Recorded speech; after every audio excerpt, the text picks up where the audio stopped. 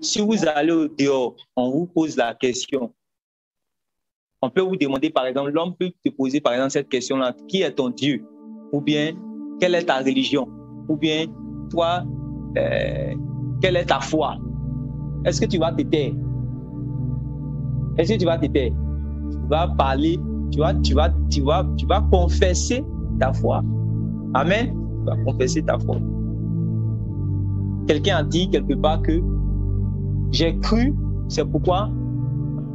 Hein? J'ai parlé.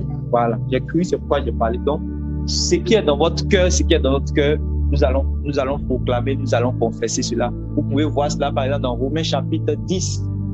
Romains chapitre 10, le verset 9 là-bas. C'est ça, non? Romains chapitre 10, le verset 9. On peut lire rapidement.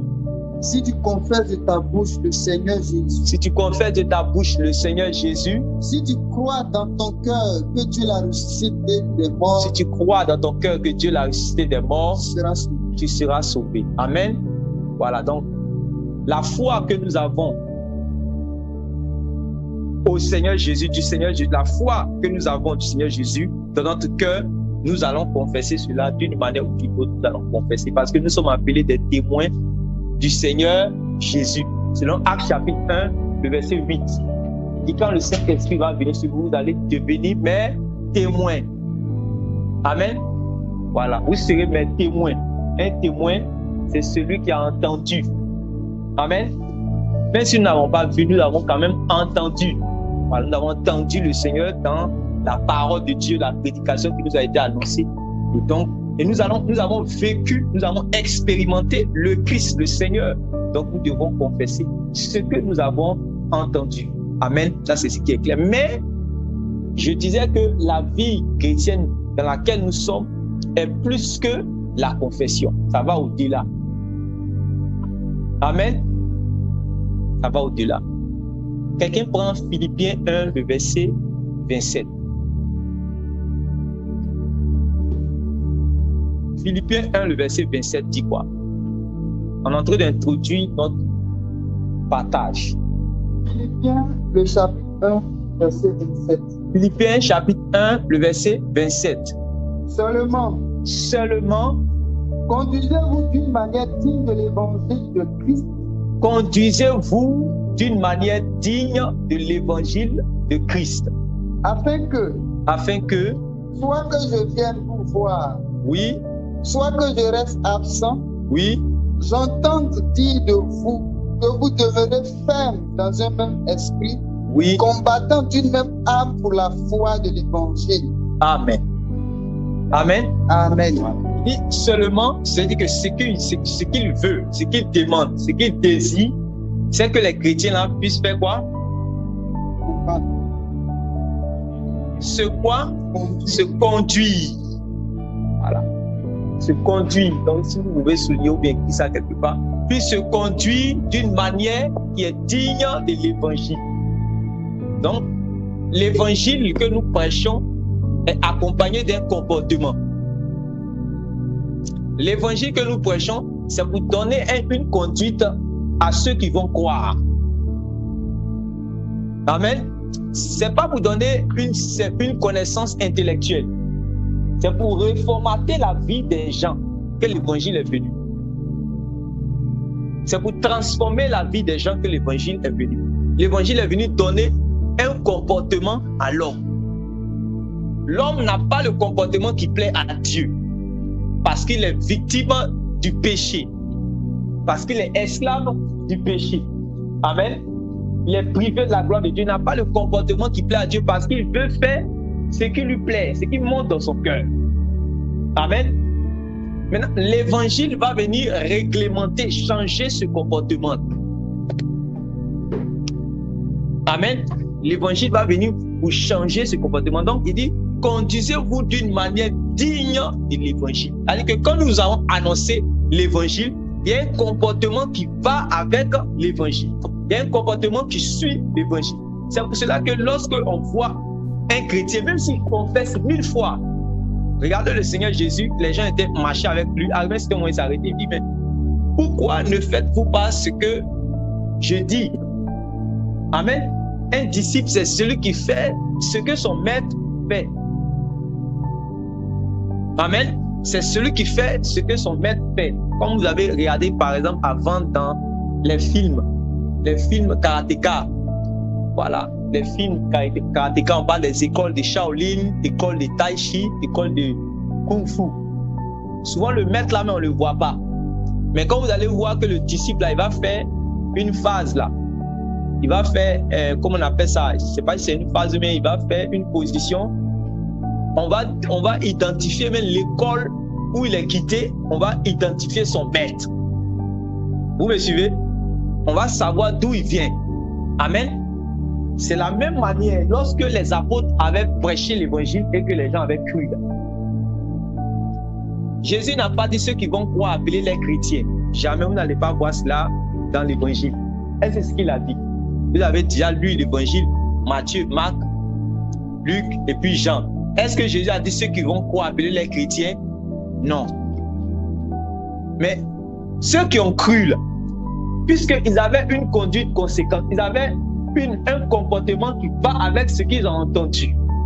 Amen. L'évangile a agi, a impacté leur comportement. Donc, ils vont se conduire d'une manière digne de ce qu'ils ont entendu. Donc, quand ils seront en train de se conduire de cette manière, les gens vont les appeler comment? Chrétiens. Voilà. Les gens vont les appeler, c'était des disciples, mais les gens vont les appeler chrétiens. Pourquoi? Parce qu'ils marchaient comme le Seigneur Jésus. C'est-à-dire que le comportement que le Seigneur a, amen, le comportement que le Christ a, c'est ce comportement-là que réellement ces disciples-là aussi avaient. Voilà.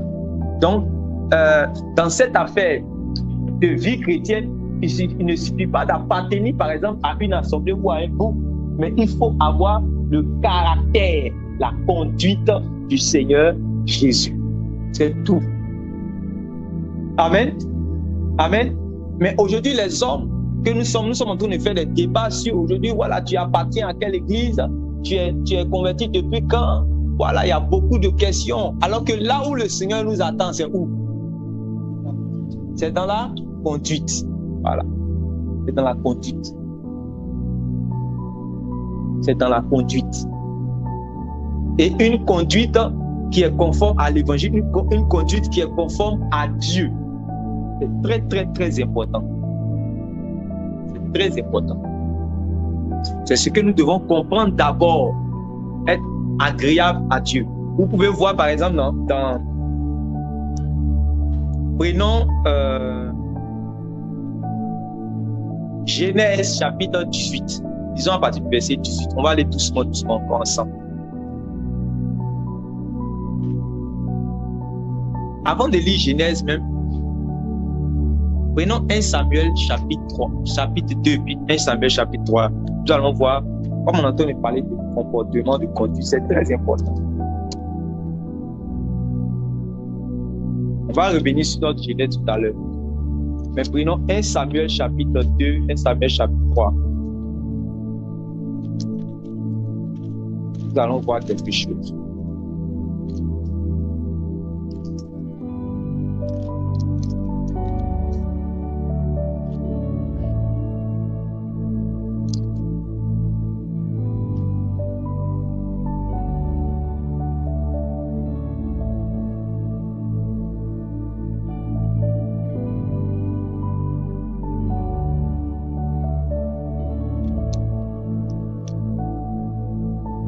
Lisons 1 Samuel chapitre 3 et puis nous allons revenir sur 1 Samuel chapitre 2.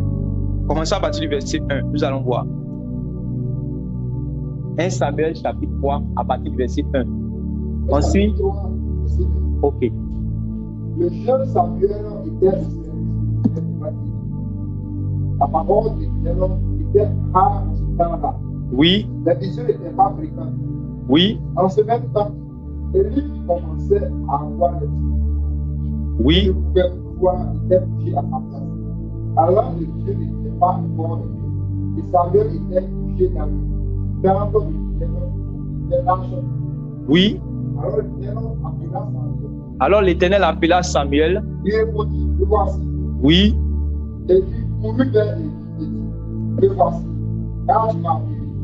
Élie répondit, tu n'es point appelé, retourne te coucher. Et il à la suite. L'Éternel appela de nouveau Samuel. Et Samuel se leva, alla vers Élie et dit, me voici, car tu m'as appelé. Élie répondit, je n'ai point appelé de toute bouche. Samuel ne connaissait pas encore. Samuel ne connaissait pas encore l'Éternel. ne connaissait pas encore l'Éternel. Et la parole de l'Éternel ne lui avait pas encore été adressée directement. Oui. L'Éternel appela de nouveau Samuel pour la troisième fois. Et Samuel se leva, alla vers Élie et dit, et voici, car tu m'as appelé. Élie comprit que c'était l'Éternel qui appelait Samuel. Il appelait encore. Et il dit à Samuel, va, couche-toi. Et si l'on t'appelle, dira, parle l'Éternel, car le serviteur est. Et Samuel alla se coucher à sa place. L'Éternel vient et se présenta, et il appela comme les noms du roi, Samuel, Samuel. Et Samuel dit, parle, car le serviteur est. Alors l'Éternel dit à Samuel, voici, je vais faire à Israël une chose et tu diras les oreilles du peuple. Amen. On peut s'arrêter là. Amen. Revenons maintenant dans 1 Samuel chapitre 2. Voilà. Disons à partir du verset 12. Donc, vous voyez que dans le chapitre 3, on dit que Dieu va en fait se révéler à Samuel. Mais Samuel, on nous révèle dans le passage que Samuel ne connaissait pas encore l'Éternel. C'est ça, non? Maintenant, lisons dans 1 Samuel chapitre 2, à partir du verset 12, suivant la lecture. Oui. Les fils d'Élie étaient des hommes pervers. Oui. Ils ne connaissaient point l'Éternel. Les fils d'Élie étaient des hommes pervers, ils ne connaissaient point l'Éternel. Oui. Et voici quelle était la manière d'agir de ces sacrificateurs. Et voici quelle était la manière d'agir, c'est-à-dire quoi? Le comportement, la manière de se conduire. Voilà. C'était à l'égard du peuple. On nous relate l'histoire, mais en réalité, ça ne sera pas seulement à l'égard du peuple, mais ça sera aussi à l'égard de Dieu. Si vous avez déjà lu cette histoire. Amen. Donc, leur conduite, ça a été relaté ici. Ça veut dire que, et d'ailleurs, mais vous allez voir que la conduite que ces serviteurs de Dieu, ces prêtres-là avaient, tout le ciel, en fait, était braqué là-dessus. Tout le ciel regardait. C'était une affaire terrestre, mais le ciel était en train de regarder ça. C'est-à-dire que le ciel regardait ce qui se passait sur la terre. Amen. Ils disent qu'ils sont serviteurs de Dieu. Comme nous aussi, nous disons que nous sommes serviteurs de Dieu. Amen. Mais nous allons voir que notre conduite là, le ciel regarde notre conduite. Amen. Voilà. Tu peux continuer. Lorsque quelqu'un offrait un sacrifice, le serviteur du sacrificateur arrêtait au moment où l'on faisait cuire la chair, donnant à la main une fourchette à 3 dents. Il piquait dans la chaudière, dans le chaudron, dans la marmite ou dans le pot. Et tout ce que la fourchette amenait, le sacrificateur le prenait. C'est ainsi qu'il bâtissait à l'égard de tous ceux d'Israël qui venaient à la assurer. Même avant qu'on passe au brûler la graisse, le serviteur du sacrificateur arrêtait et disait à ceux qui faisaient le sacrifice, donc le sacrificateur la chair à l'outil. Il ne recevra de toi pour le chien cuit. C'est de la chair cuite. Et si l'on lui disait, quand on aura brûlé la graisse, tu prendras ce qui te plaira. Le serviteur répondait, non, tu donneras maintenant, sinon je prends de force. Ces jeunes gens se rendaient coupables devant Ces jeunes gens se rendaient coupables devant l'Éternel d'un très grand péché. Donc vous voyez que le péché là, a influencé leur conduite. C'est leur conduite là qu'on appelait le péché. C'est-à-dire que le péché s'est manifesté dans leur conduite. Amen. Le péché s'est manifesté dans leur conduite. Et c'est ce qui déplaisait à l'Éternel. Continue. Allons-y seulement. Samuel faisait le service devant l'Éternel. Et cet enfant était revêtu de peau. Sa mère lui faisait chaque année une petite robe. Il la lui apportait quand il était avec son mari, le fils de sa fils Samuel. Élie bénit Elkana et sa femme en disant, que l'Éternel te fasse avoir des enfants de cette femme pour remplacer celui qu'elle a apporté à l'Éternel. Et ils s'en retournèrent chez eux. Lorsque l'Éternel fut visiter Anne, elle devint enceinte et elle enfanta 3 fils et 2 filles. Et le jeune Samuel grandissait auprès de l'Éternel. Et le jeune Samuel grandissait auprès de l'Éternel. La suite.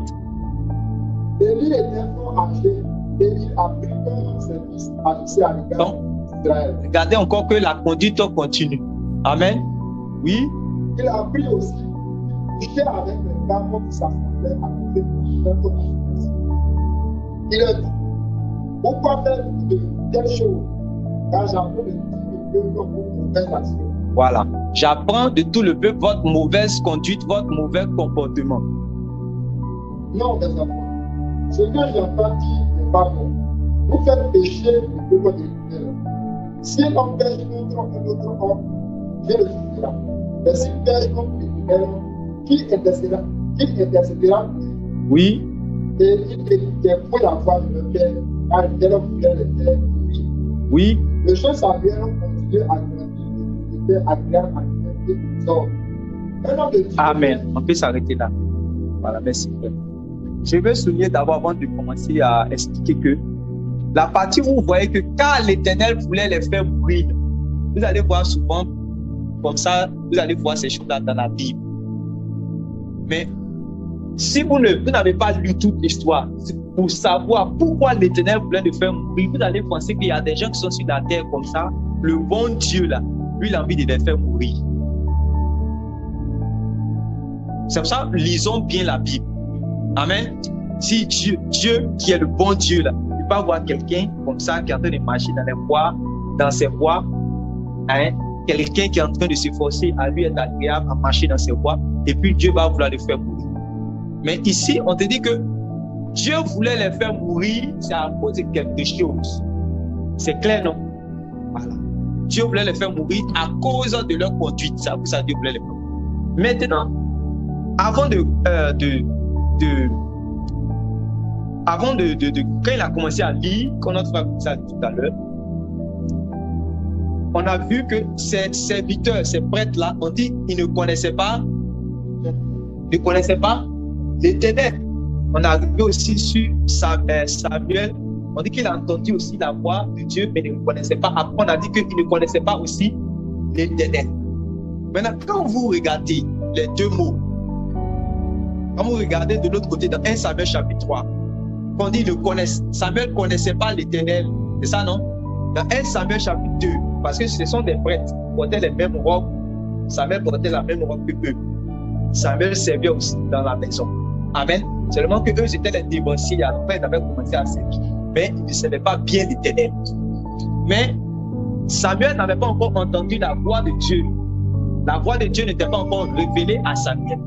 Maintenant, dans le passage de 1 Samuel chapitre 3, on nous révèle que Samuel ne connaissait pas l'Éternel. 1 Samuel chapitre 2, on nous révèle que ces personnes-là aussi ne connaissaient pas l'Éternel.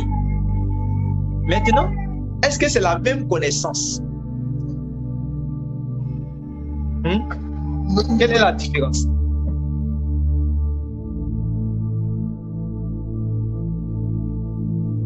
Oui.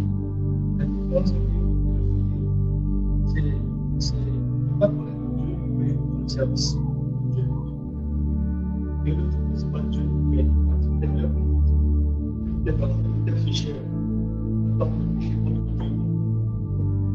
ça veut dire que oui, vas-y. Ok, c'est que moi je voudrais dire.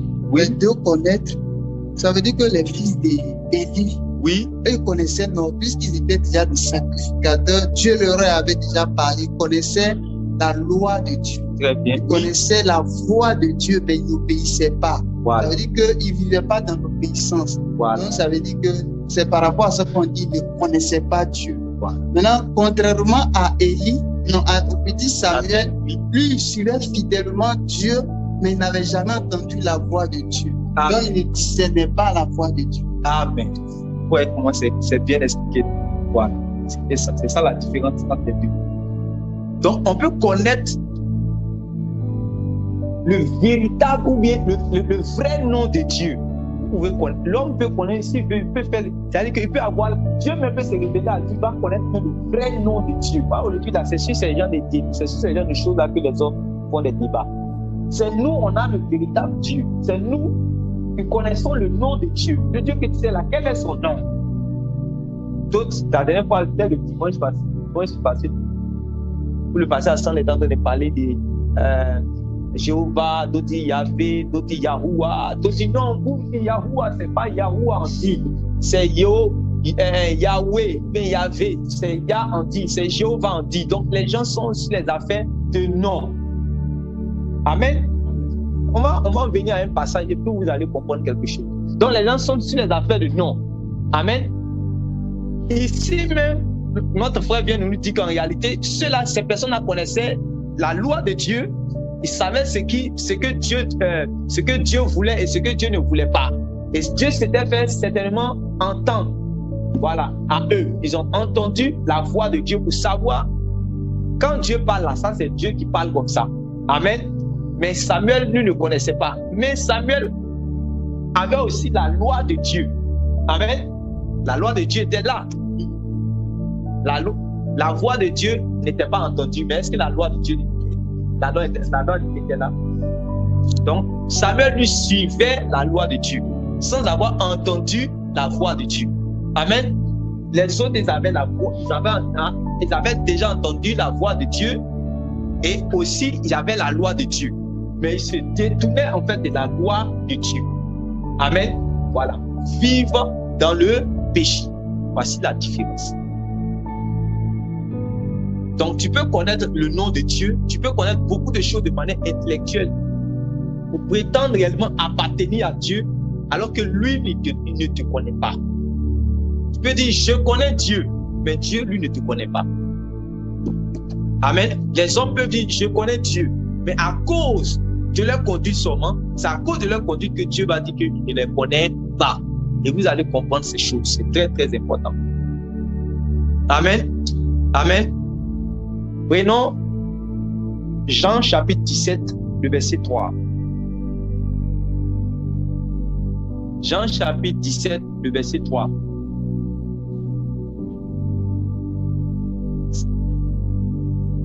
C'est là que vous allez comprendre ce que ça veut dire, ce passage de Jean chapitre 17. Maintenant qu'on vient de lire ce passage, vous allez comprendre ce que ça veut dire. Jean 17, verset 3 dit quoi? Or, la vie éternelle, c'est qu'ils connaissent toi, le seul vrai Dieu, et celui que tu as envoyé, Jésus-Christ. Amen.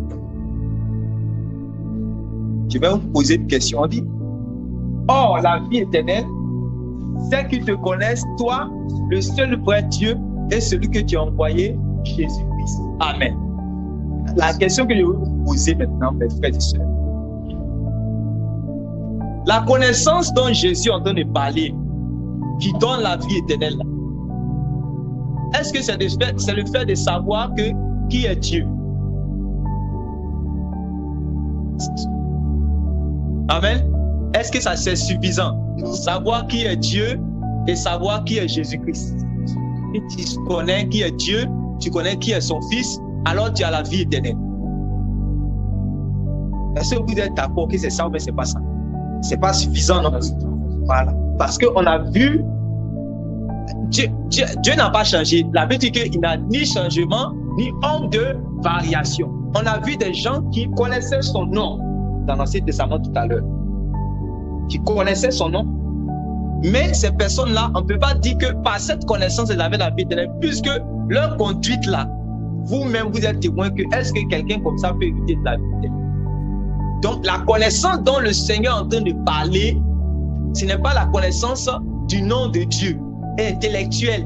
Parce que vous allez voir que dans la suite de la lecture, comme vous allez lire dans Jean chapitre 17, il va continuer à dire, je t'ai fait connaître, j'ai fait connaître ton nom à ceux que tu m'as donné, tout ce genre de choses. Il est en train de parler là. Il ne parle même pas de son nom, c'est pas le nom qu'il est en train de parler. C'est-à-dire que Esmel, par exemple, le nom de Dieu, c'est pas de ça que le Seigneur Jésus est en train de parler. Est-ce que vous me comprenez? Bon. Dans Jean chapitre 17, là, on va lire jusqu'au verset 6. Si quelqu'un a une version de parole de Bible semeur, des choses comme ça. Prenez semeur comme ça. Donc, il dit, la vie éternelle, c'est qu'ils te connaissent, toi, le seul vrai Dieu, et celui que tu as envoyé. Et nous venons de comprendre que la connaissance de Dieu, là, c'est pas par exemple que je connais le nom de la santé. Amen. Bien, je connais le nom d'Esmel, bien, je connais le nom de Michel. C'est pas une connaissance intellectuelle de son nom. Vous allez comprendre de quoi le Seigneur est en train de parler. Oui. Qui a pris la version de Semeur là? Jean chapitre 17.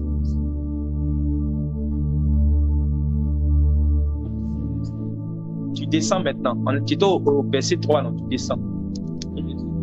Non. À partir de 4 jusqu'à 6 là-bas. Suivez bien, hein. C'est très important ce que tu dis. Oui. Je fais connaître ta gloire sur la terre en connaissant que tu m'avais confié. Et maintenant, Père, révèle-moi de gloire en ta présence. Donne-moi cette gloire que j'avais déjà auprès de toi avant de Verset 6, écoutez. Hein. Je t'ai fait connaître aux hommes que tu as pris du monde pour me les donner. Je t'ai fait connaître aux hommes que tu as pris du monde pour me les donner. Regardez dans 10 secondes, c'est écrit quoi? Je t'ai fait connaître aux hommes Il y a quelle différence entre ces deux versets? Relis encore, écoutez bien. Je t'ai fait connaître aux hommes que tu as pris du monde pour me les donner. Je t'ai fait connaître aux hommes que tu as pris du monde pour me les donner. Oui. Ils t'appartenaient et tu me les as donnés. Oui, maintenant, là, de l'autre côté. J'ai fait connaître ton nom. Donc, Amen. Qu'est-ce que vous pouvez demander?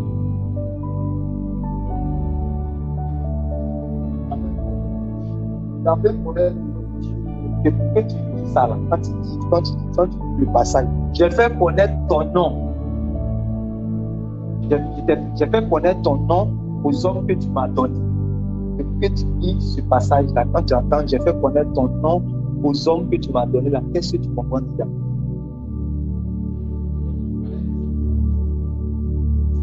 Maintenant, est-ce que dans l'enseignement de Jésus, là, tu as déjà vu Jésus t'a donné enseignement du nom de Dieu?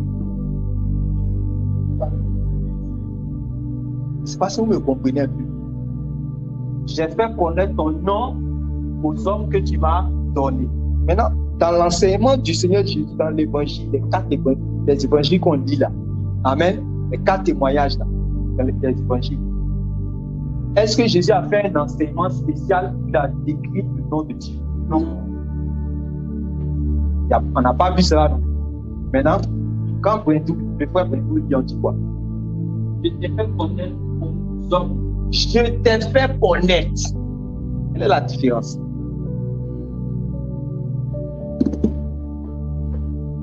Bon, oui. La différence, c'est que à la lecture de Luc second, il met l'accent sur le nom. Mais quand on lit la version Semeur, il dit je t'ai fait connaître. Donc, je t'ai fait connaître la nature de Dieu, le caractère de Dieu, comme on appelle la vie. Vous voyez que tous ceux qui vont se battre sur les noms, ils sont où? Ils sont où? Ils sont dans le fait des noms. C'est pas ça que Jésus est venu. Regardez, Jésus est venu faire connaître quand on dit qui est Dieu là. Ce n'est pas dans l'affaire de nom. Ça ne peut pas te donner la vie éternelle.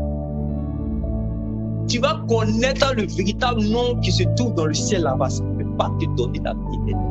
Jamais.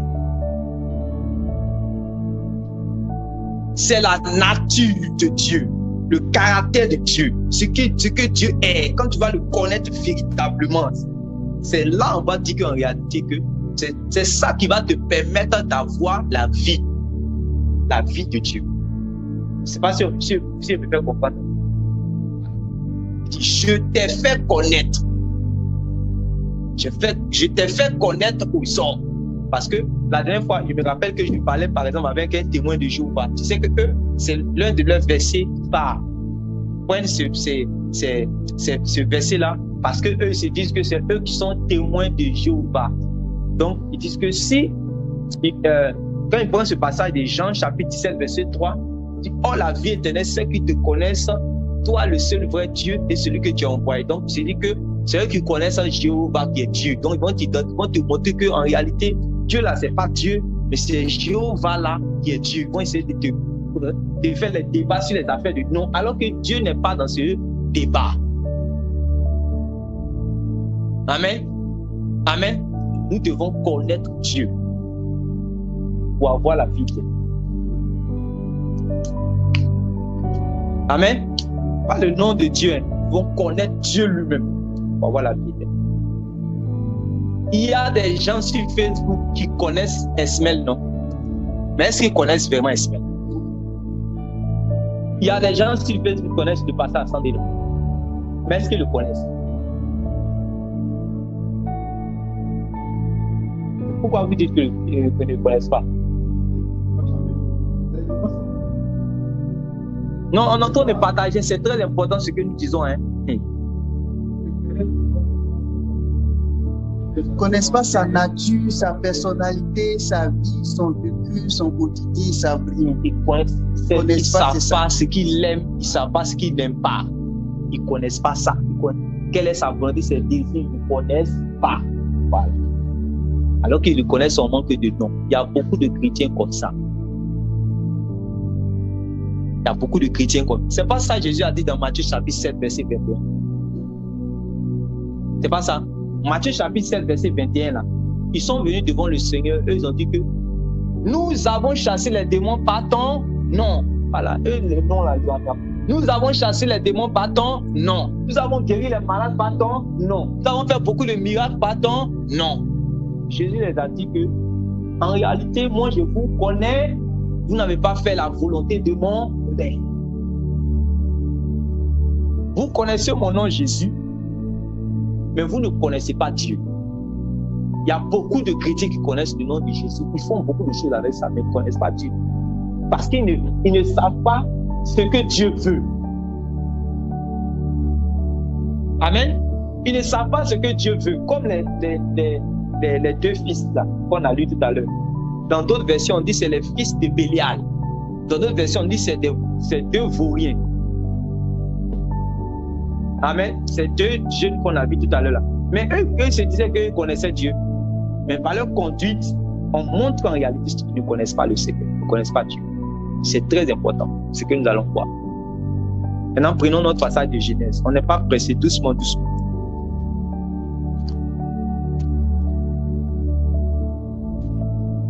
Genèse 18, verset, à partir du verset 17.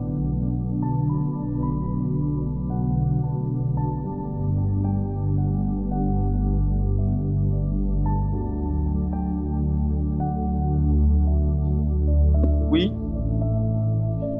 À partir du verset 17. Alors l'Éternel dit, cacherai-je à Abraham ce que je vais faire? Abraham devina son organisation puissante et en plus une fédération de la terre. Car je l'ai choisi. Car moi, Dieu, j'ai choisi Abraham afin qu'il ordonne à ses fils à ses fils et à sa maison après lui et à sa maison après lui de garder la voie de l'Éternel. de garder quoi? La voie de l'Éternel. Donc quand Dieu se fait connaître à Abraham, quand Dieu se fait connaître à l'homme, il va faire quoi? Garder. Non, il va faire quoi? Comment? En nous montrant, il faut que l'on parle de ça. C'est-à-dire que quand Dieu se fait connaître à l'homme, il va lui faire connaître lui ses voies. Voilà. Donc, quand tu connais Dieu sans connaître ses voies, est-ce que tu connais Dieu? Quand tu connais Dieu sans connaître ses voies, est-ce que tu connais Dieu réellement? Tu ne connais pas. Maintenant, lui, il dit que quand il a choisi Abraham, beaucoup de personnes sont en train de regarder. Ah, Genèse chapitre 12. Dieu a choisi Abraham. Je vais multiplier ta descendance. Quitte la maison de ton père. Je vais t'emmener à Canaan. Maintenant, Dieu nous révèle le pourquoi il a choisi parce que lui, il avait, Dieu, Dieu, il avait quoi? Des voix. Il avait ses voix que lui il voulait donner en fait aux hommes. Il ne peut pas se faire connaître juste parce qu'il est Dieu. Non, on n'a pas besoin de ça. Les hommes qui sont sur la terre ne connaissent pas comment Dieu, la volonté de Dieu, ce que Dieu veut, les standards de Dieu, la nature de Dieu. Les hommes qui sont sur la terre ne connaissent pas. C'est pour ça qu'ils vivent comme ils veulent. Maintenant, quand Dieu choisit quelqu'un, la Bible dit que deux hommes ne peuvent pas marcher ensemble s'ils ne sont pas mis au préalable d'accord. Donc, quand Dieu veut se faire un ami sur la terre, il faut que l'homme puisse connaître ses voies, ce que lui il aime et ce que lui n'aime pas. Comme ça, ils vont marcher ensemble, ils seront d'accord. C'est clair. Voilà. Ils vont marcher ensemble, ils seront d'accord, ils seront du même avis. Si, c'est-à-dire que l'autre connaît les voies de Dieu, il sait ce que Dieu, son ami qui est Dieu, là, il sait ce qu'il veut. Quand on dit que, par exemple, Luc s'appelait Enoch, notre ancêtre, là, Enoch, là. Amen. Le 7e depuis Adam. On dit qu'il a marché avec Dieu pendant 300 ans. On dit qu'il a été agréable à Dieu et Dieu l'a enlevé. Quand il a marché avec Dieu, là, c'est parce qu'il connaissait les voies de Dieu pendant qu'en ce moment-là sur la terre, c'était terrible. Parce que c'était les jours qui précédaient le déluge. C'était dans les temps qui précédaient le déluge. Donc, il y avait les abominations sur la terre.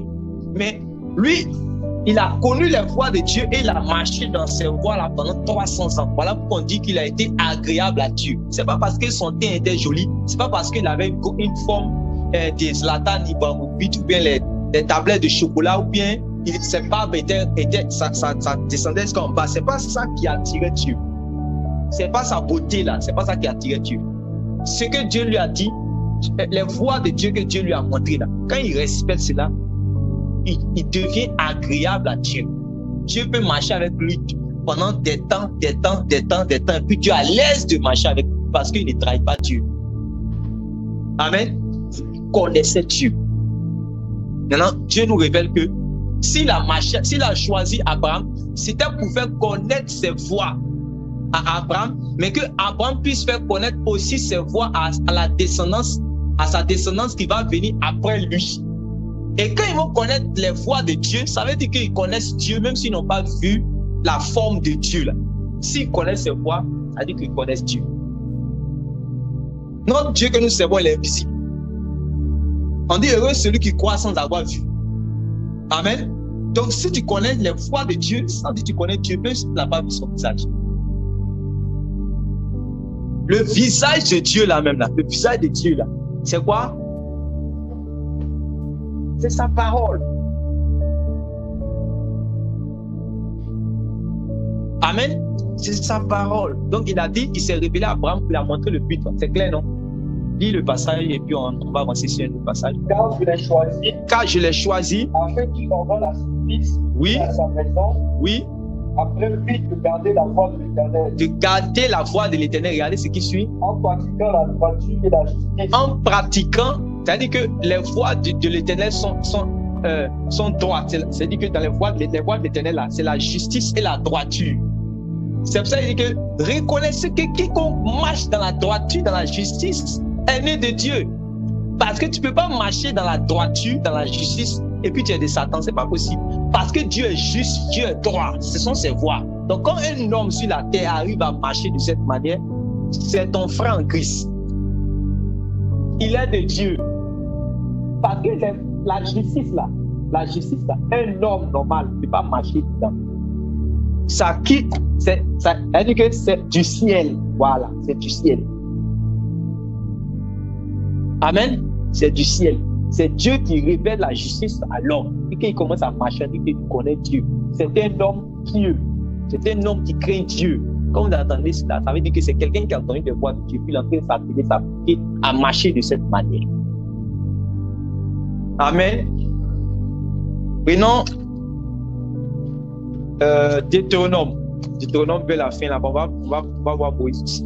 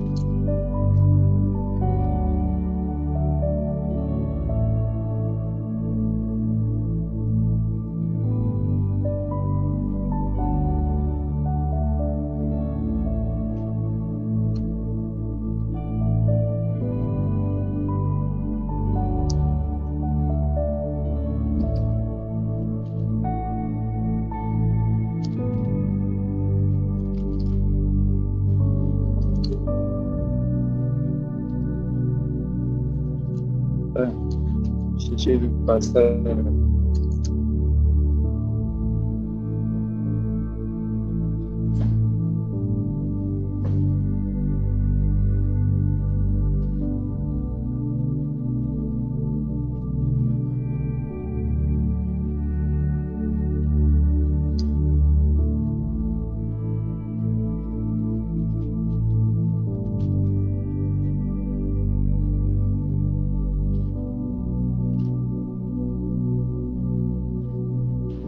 Disons Deutéronome chapitre 31,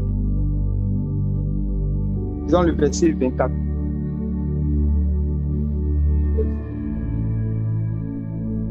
Lorsque Moïse fut dans un pays de paroles de cette foi, il donna ce corps portait l'arche de l'alliance éternelle. Prenez ce livre de la loi et mettez-le à côté de l'arche de l'alliance éternelle de votre Dieu. Il sera là comme témoin contre toi. Attends. Voilà. Deutéronome chapitre 30. Attendez, laissez-moi faire le passage.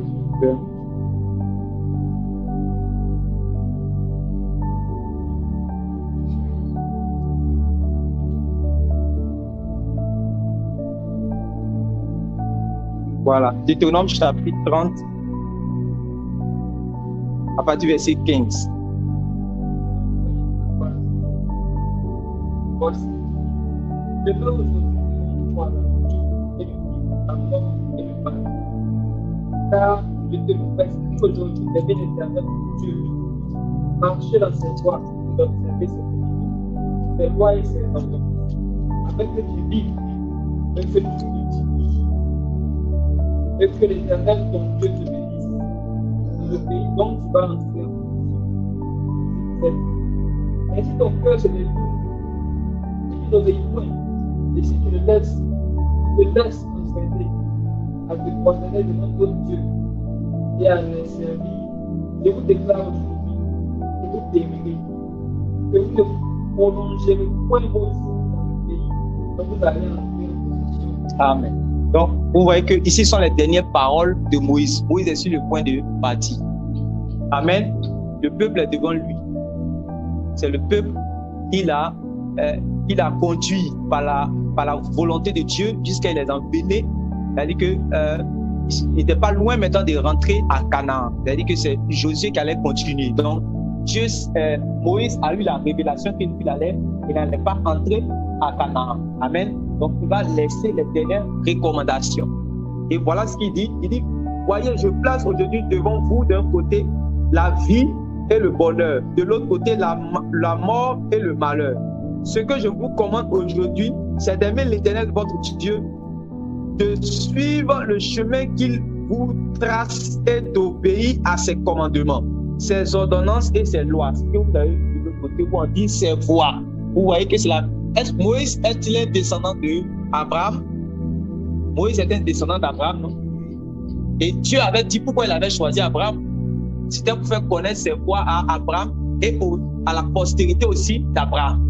Donc, vous voyez que Abraham a fait son travail jusqu'à ce que, c'est-à-dire que les voies de Dieu sont arrivées jusqu'à Moïse. Amen. Les voies de Dieu sont arrivées jusqu'à Moïse. Moïse va partir. Donc, c'est Josué qui est là. Regardons Josué. Josué, la fin. Josué 24 là-bas.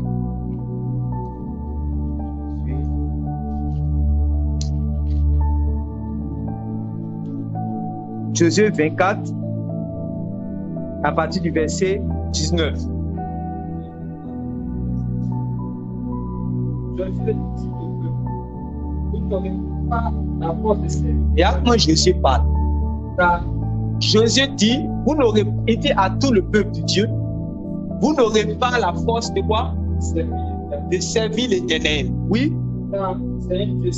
Car c'est un Dieu, il révèle la nature. Donc, vous le suivez ça. Car c'est un Dieu saint. Voilà. C'est un Dieu jaloux. Donc, en fait, lui est en train de montrer, voilà qu'on lui connaît Dieu. Est-ce que vous avez dit qu'il a parlé du nom? Est-ce que vous avez parlé du nom de Dieu? Tout ça, est-ce qu'il est rentré dans cette part? Il a parlé de la nature de Dieu. C'est quand tu dis tu connais Dieu, là, c'est sa nature que tu connais. Car c'est un Dieu saint. Parce qu'il est en train de voir des gens qui disent qu'ils sont en train de servir Dieu, alors qu'en réalité, ils ne sont pas en train de le servir parce que lui est en train de voir le contraire de la nature de Dieu. C'est-à-dire, vous ne pouvez pas servir Dieu parce que c'est le contraire. C'est le contraire de la nature de Dieu. C'est-à-dire que vous revêtez une autre nature que la nature de Dieu. C'est-à-dire, vous ne pouvez pas servir Dieu. Quand on sait Dieu, c'est dans sa nature qu'on le sait.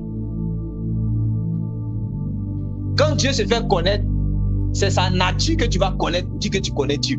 Il dit que car c'est un Dieu saint. Voilà. Car c'est un Dieu saint. Ça, c'est l'un des attributs les plus connus de Dieu dans la Bible. Amen. Parce que ça renferme tout. Comme vous entendez que dans le Nouveau Testament, on dit Dieu est lumière. C'est ce que ça veut dire. Amen. Voilà. C'est un Dieu saint. Mais aujourd'hui, même l'expression sainteté, là, ça a tellement été mélangé dans l'esprit des gens que quand ils attendent sainteté net, ce jeu-là, c'est abstinence. Donc, on dit Dieu est un Dieu saint, tu as défini ta pensée. Amen.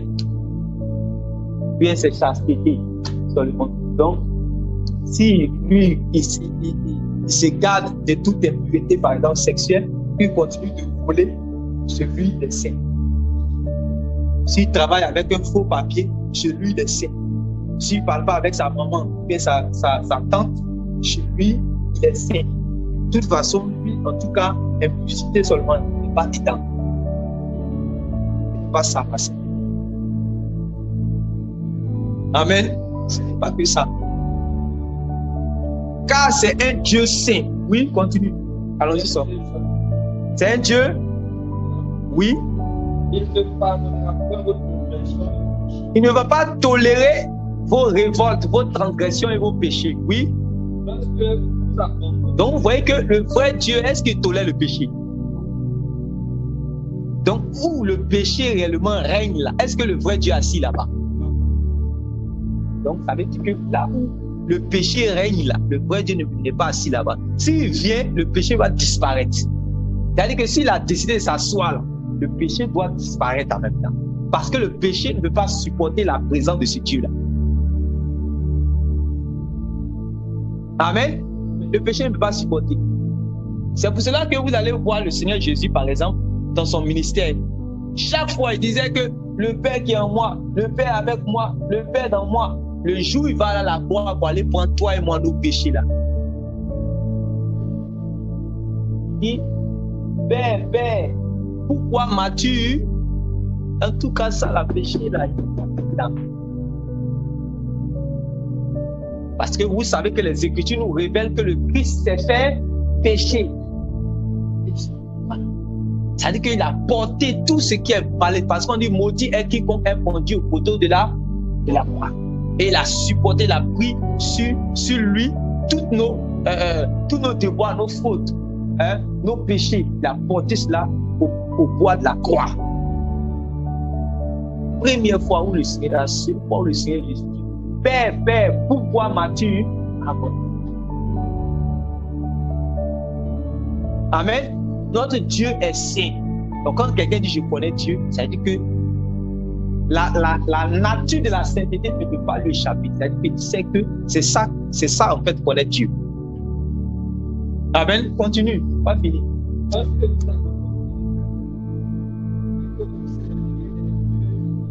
Oui.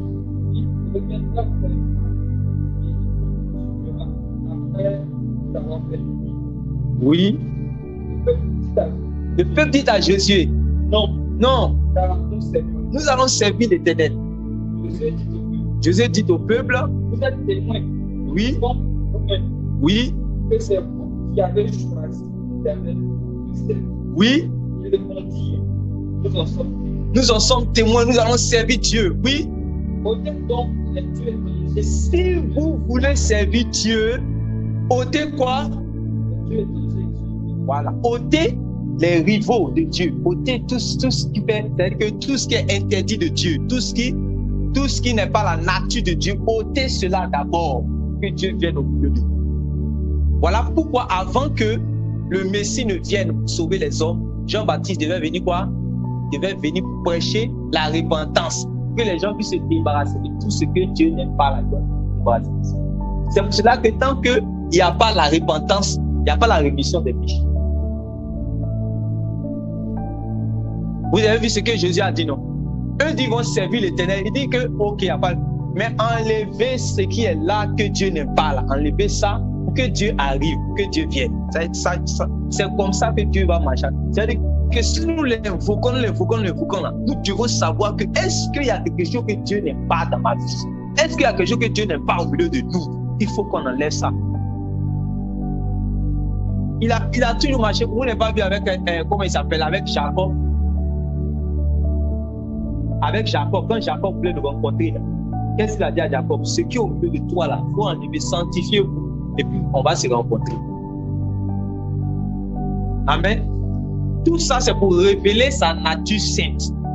Pour révéler, c'est l'enseignement qu'il est en train de nous donner depuis l'enseignement. Pour révéler que c'est un Dieu saint, qui ne tolère pas l'iniquité, ne tolère pas le péché.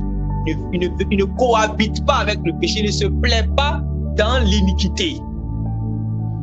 Donc, quand quelqu'un, on voit, c'est-à-dire que pour voir si quelqu'un a Dieu dans sa vie, c'est pas, excusez-moi, c'est pas miracle. Miracle, là, ça fait partie, oui, Dieu, c'est-à-dire que Dieu, c'est la manifestation de la présence de Dieu. C'est un aspect de la manifestation de la présence de Dieu. Mais l'aspect même où on dit que Dieu est là, c'est parce qu'on voit par exemple dans la Bible des gens qui avaient fait des miracles. Amen. Mais Dieu dit que lui, il n'a pas fait. Mais tu ne vas jamais voir quelqu'un dans la Bible qui a marché fidèlement à Dieu, dans la droiture, dans la justice. Et puis Dieu va dire, il n'est jamais fait. Jamais. Donc ce qui doit nous intéresser, ce qui doit faire battre notre cœur, est-ce que, c'est pour ça que vous allez voir dans Psaume 119, le psalmiste dit que comment le jeune homme rendra-t-il pur son sentier? C'est-à-dire que comment le jeune homme va mener une vie sainte? La dernière fois, il vous parlait de ça. Il a dit que pourquoi c'est ça? Pendant qu'il y a des gens qui sont en train de penser à comment le jeune homme va être riche, comment le jeune homme va voyager, comment le jeune homme va faire cette activité, comment le jeune homme va faire ceci, va faire cela. Lui qui connaît Dieu là, il dit comment le jeune homme va-t-il mener une vie juste? Comment le jeune homme va-t-il rendre son sentier pur? Comment le jeune homme va marcher dans la droiture? Et puis lui-même il répond, c'est en se conformant d'après ta parole. D'après ta parole. Parce que dans la parole de Dieu, il y a les voix de Dieu. Vous suivez, non? Voilà. Dans la parole de Dieu, il y a les voix de Dieu. Donc, il a dit, d'ôter toutes ces choses-là, hein? Oui, continue. Oui, suivons bien. Oui. Oui.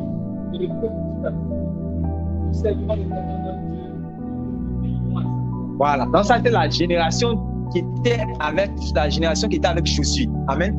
Voilà. Eux, ils ont dit, nous allons faire comme quand Jésus a dit, moi et ma maison, nous servirons l'Éternel. Jésus, nous aussi, là, on va servir l'Éternel. Jésus dit, non, vous ne pouvez pas servir. Est-ce que, voilà, vous ne pouvez pas servir l'Éternel?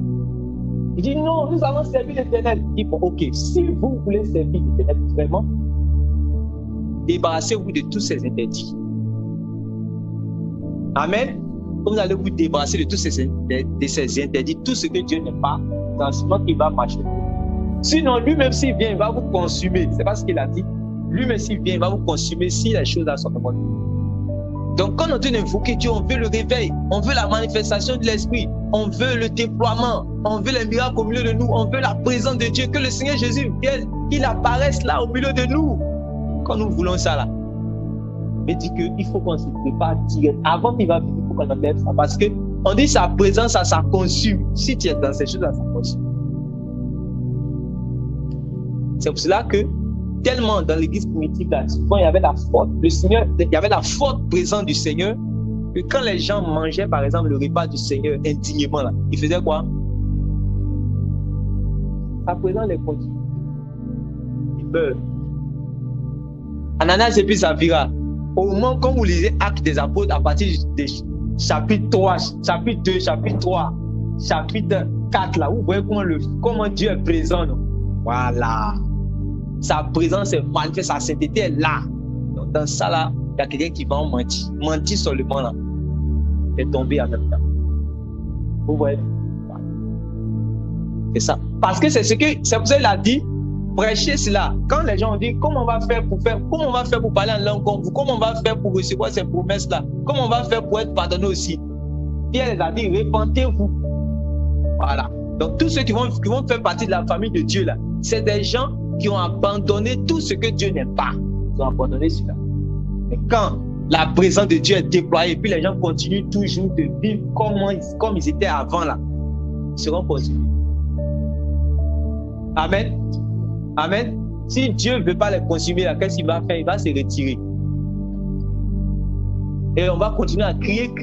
À cause d'une seule personne, ou deux personnes ici, qui peut-être sont en train de vivre mal, pour ne pas, à cause de, voilà, on peut être 100, on peut être 200.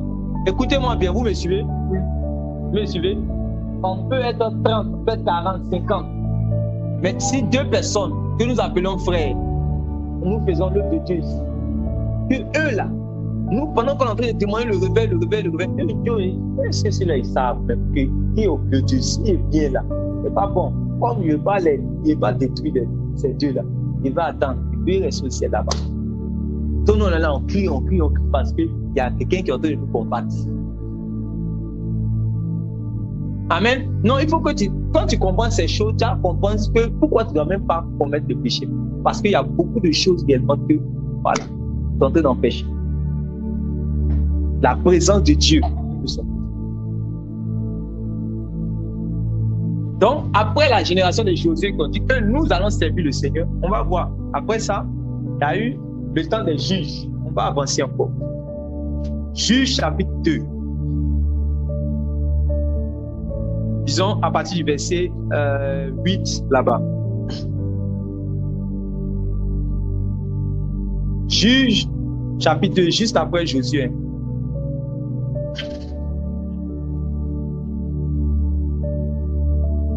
Qu'est-ce qu'il dit là-bas? À partir du verset 8.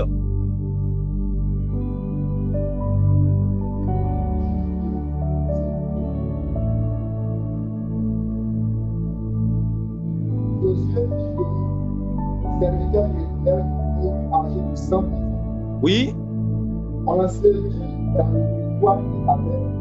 Et tout à l'heure, il a-t-il dans la montagne d'Éphraïm, nord la montagne d'Ach.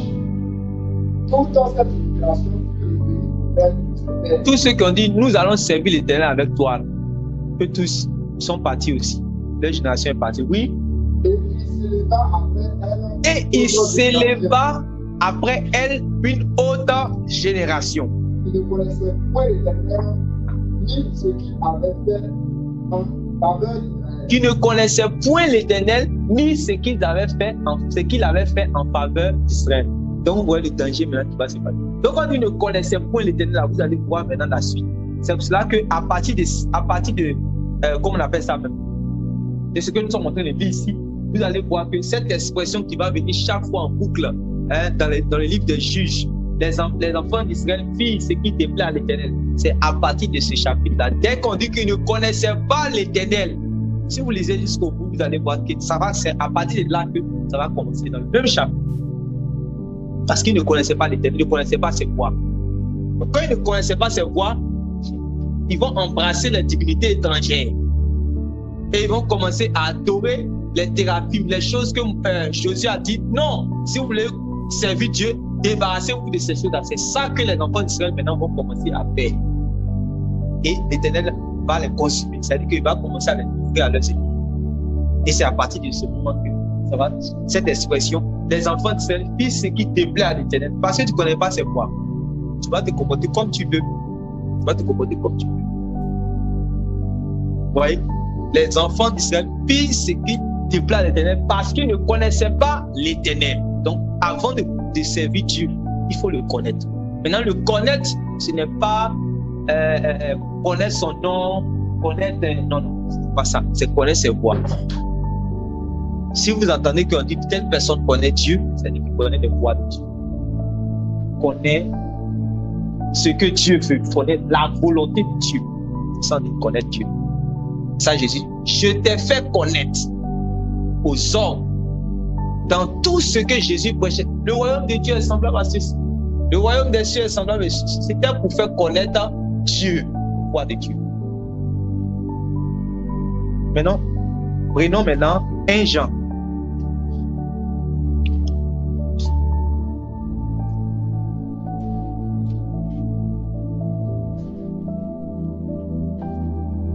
Jean, chapitre 1, 1 Jean, chapitre 1, le verset 5. 1 Jean, attends, que les frères trouvent.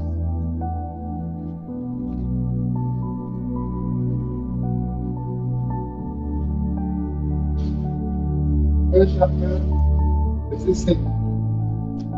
La nouvelle que nous avons appris de lui et que nous annonçons, c'est que Dieu est lié et a point de lui. Amen. La nouvelle que nous avons appris de lui et que Dieu est lié. Vous avez déjà lu le passage de ces femmes. La vie qui est auprès de Dieu a été manifestée par l'Esprit de Jésus. Amen. Amen. Amen. Jésus est venu faire connaître les voies de Dieu. Quand il fait connaître les voies de Dieu aux hommes, il fait connaître Dieu aux hommes.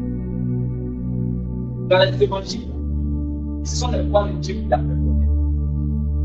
Amen. Amen. Celui qui va appliquer ce que Jésus a enseigné à ses enfants, il connaît Dieu.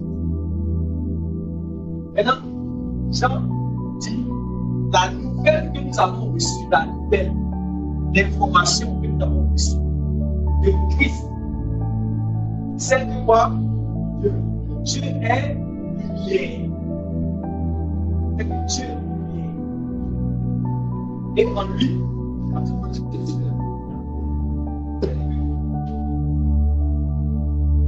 voilà le résumé, voilà tout ce que Jésus a dit.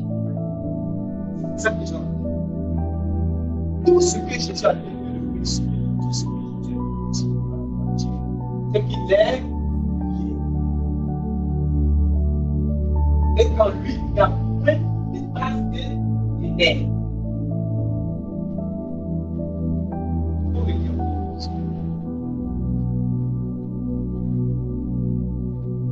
Jean 1, verset 5. La nouvelle que nous avons apprise de lui et que nous vous annonçons, c'est que Dieu est lié, il y a point en lui, il est. Amen. Amen. Il va dire ici dans cette verset. Voici le message de que nous avons entendu de Jésus-Christ. Et que nous annonçons, et que nous sommes en train de vous annoncer d'une manière par les lettres, par l'éducation, l'enseignement, Dieu est lié et il n'y a aucune place de ténèbres. Dieu est lié et il n'y a aucune place de ténèbres. On dit que c'est le message du Seigneur. Amen.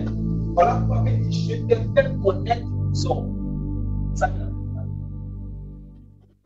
je ne sais pas si vous me suivez.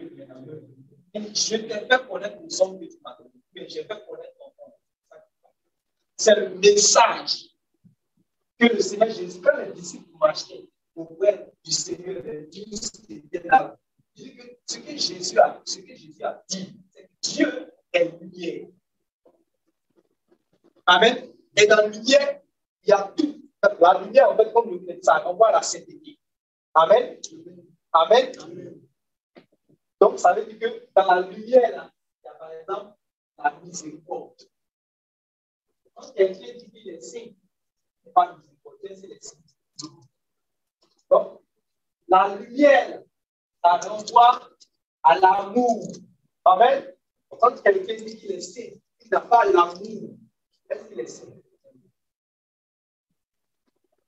La lumière renvoie au pardon. Amen. À la miséricorde. Comme la femme qui avait commis l'adultère. Vous voyez, ce que Jésus est venu manifester là, c'était Dieu. Tout ce qui s'est passé dans Jean chapitre 8, c'était Dieu. La lumière de Dieu. C'est-à-dire que qui est Dieu? Voilà comment Dieu agit. Dans ces circonstances, voilà comment il agit. Ça veut dire tout ce qui s'est passé là, c'était pour montrer qui est Dieu. Amen. Donc, quelqu'un se comporte comme ça, il connaît Dieu. Au moment où on est en train de lapider les gens, on est en train de lapider celle qui a commis également lapidé. Et l'homme veut la lapider. Amen. Et on dit, Moïse a dit que quelqu'un qui a commis de tels actes, il faut lapider cette personne. Mais toi, qu'est-ce que tu dis? Amen. Il ne savait pas en fait la révélation de qui est réellement Dieu. Il connaissait son nom, des tétagrammes, toutes les choses dans ses aspects extérieurs, ça qu'il connaissait. Mais lui-même, c'est quoi? Lui-même, sa nature, qui il est profondément, il ne connaissait pas.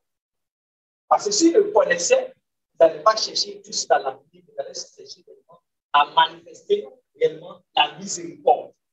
Et c'est ce que Jésus a dit. Amen.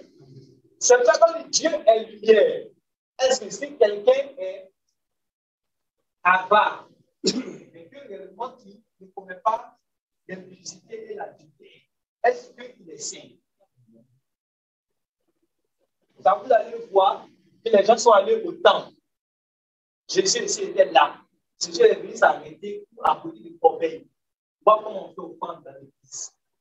Et les gens sont venus, eux, ils ont commencé à. C'est-à-dire, quand ils arrivent même là, peut-être même il y a le modérateur qui commence à parler. Ça, c'est l'ancien esprit qui arrive comme ça, qui vient. Il fait le show même avant de venir. Pourquoi on dit voilà, ce qu'il va me donner, ça, c'est bon. Donc, il vient, il faut comme ça, il dépose. Les gens disent oh non, là, c'est vraiment là, il n'y a pas de qui donne que lui à l'église, à l'appel encore. L'ancien constant, il arrive comme ça. Il prend le petit temps, il dit ouais, un petit voisin au village, il dépose. Tous les disciples sont côté du Seigneur Jésus. Ouais, c'est comme ça. C'est le vrai don. Une femme qui a dit d'abord. Et elle prend pièce. On n'annonce pas. Les autres les annoncent. Elle prend pièce. Elle dépose. Jésus dit, vous avez vu tout ce qui s'est passé. Qui a donné beaucoup? Je ne l'ai pas dit, c'est qui a donné beaucoup. Parce que ce qu'elle a donné là, c'est tout ce qu'elle a. Les autres, c'est des milliardaires en réalité. Mais ils ont donné des sous. La femme s'est cassée. Est-ce que vous m'écoutez? Amen.